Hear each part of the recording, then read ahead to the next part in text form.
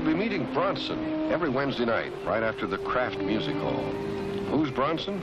He's a young, sensitive adventurer who motorcycles across America in search of a meaningful life. Our star is one of today's most gifted young actors, Michael Parks. Well, hello and welcome to Model Restorations. In 1969, Here Comes Bronson TV show was hugely popular. It had books, and Michael Parks actually created his own record, and he was the star of the show. And then MPC, in 1970, MPC came out with the Bronson motorcycle. I gotta admit, at first time I saw this, I thought it was like a Charles Bronson, when he was sitting on a motorcycle looking back, about to kick some butt. But no, it's actually Michael Parks who plays Bronson. The model itself is very detailed.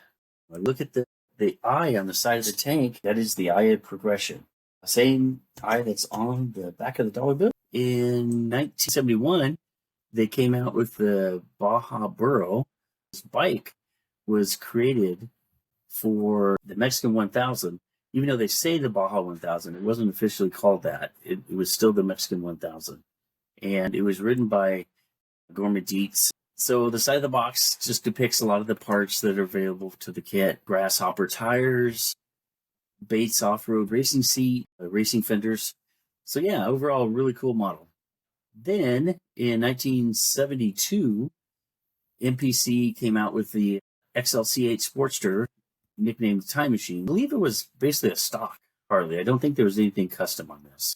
The side of the box depicted the parts. On one side, though, it has some of the other motorcycle kits and ATVs that MPC came out with, including the Honda Trail 70, the Thunder Chopper, the Roop Roadster mini bike, and the Honda ATC 90. Thanks for watching. Stay tuned. I have another version coming out, which will be version 4 of models you didn't know existed, and this one's going to cover